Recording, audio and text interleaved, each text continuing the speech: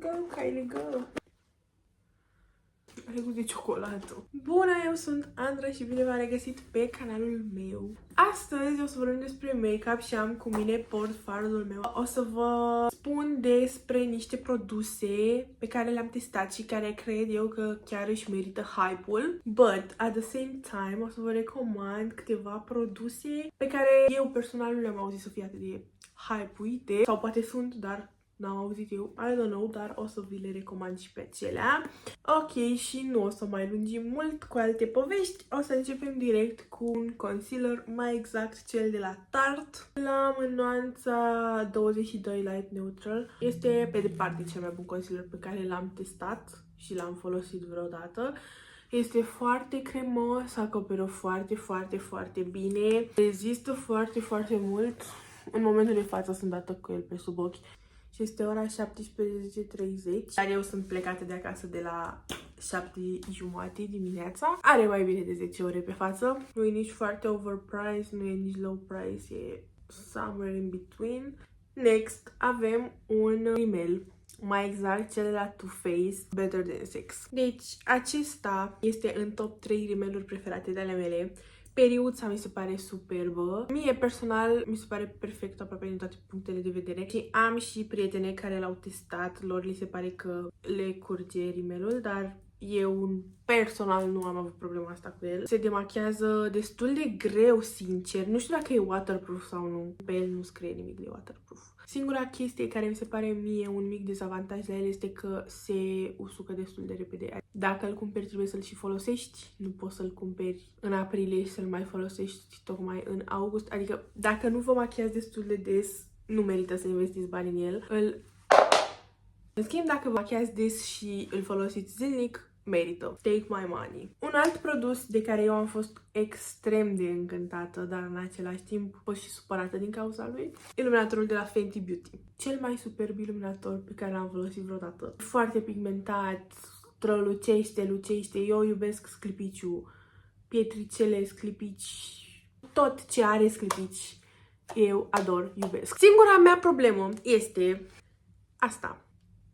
Eu nu l-am scăpat, deci mă jur, vorbesc foarte serios, eu nu l-am scăpat. Pur și simplu m-am trezit așa cu el. Am înțeles de la fetele de pe TikTok că este ori de la căldură, ori de la frig. Spre rușinea mea l-am ținut în frig, l-am avut în bagaj la un moment dat și l-am ținut acolo ceva timp. Adică el încă este funcțional, doar că... Da, deci despre asta vorbesc. Superb. L-aș recumpăra, doar că trebuie să aveți grijă de el. Acum o să vorbesc despre un luciu de buze. Aici e o poveste mai complicată. Vreau să vă spun despre glossurile de la Rhode. Doar că mi-am comandat lip gloss-ul cu husă. Eu am un telefon roz, așa că logic am vrut ca și husa mea să fie roz. Mie nu îmi plac, adică nu că nu-mi plac, îmi place rozul, iubesc rozul. Doar că nu-mi place cum îmi stă cu culoarea roz pe buze. Ruj roz, luciu de buze roz, nu-mi place. Și am avut o mare dilemă. Vreau să cumpăr husa cu lip gloss-ul maro, dar am zis că băi, vine nașpa.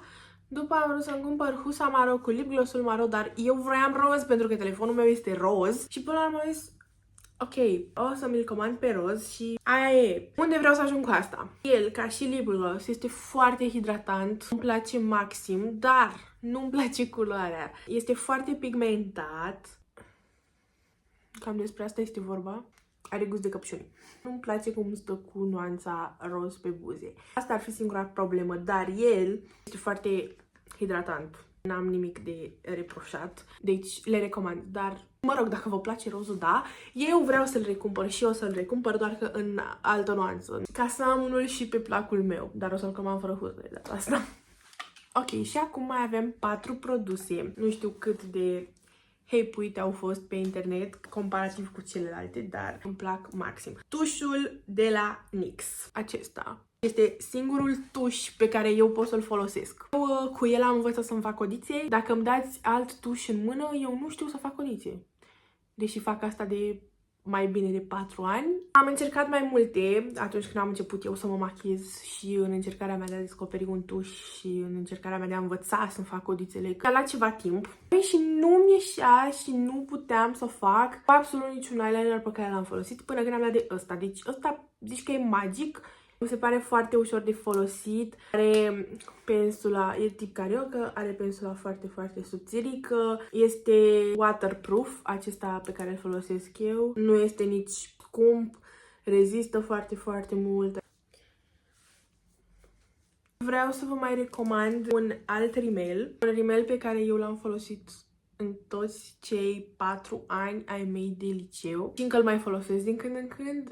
Este Lash Sensational de la Maybelline. După cum se poate observa, acesta este folosit. Este în top 3, odată cu cel de la Too Faced. Miroase bine. Pensula este foarte, foarte, foarte nice.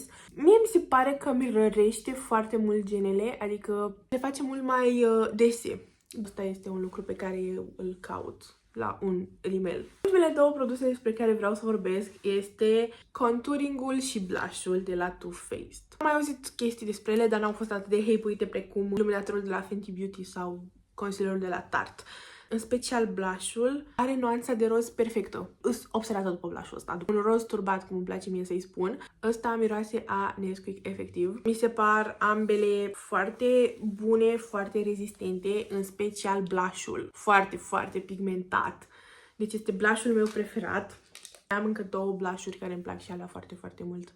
Dar ăsta are nuanța perfectă. As I said, take my money. Astea două pentru mine sunt cum sunt acum hype-uite, blush-ul și contouring-ul lichid de la Rare Beauty.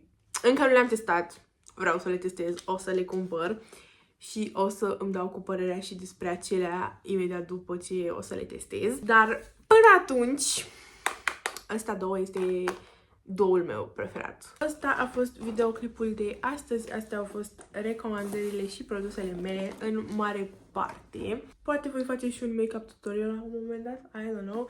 Ar fi tare să facem un videoclip cu make-up-ul meu din liceu, cu produsele pe care le foloseam atunci și make-up-ul meu de acum cu produsele pe care le folosesc acum. Dar o să vedem pe viitor. Hai, ne vedem data viitoare cu un nou videoclip. Mulțumesc că ați fost aici. Nu uitați de un like, subscribe, comentariu, tot ce doriți voi. Pupi, pa!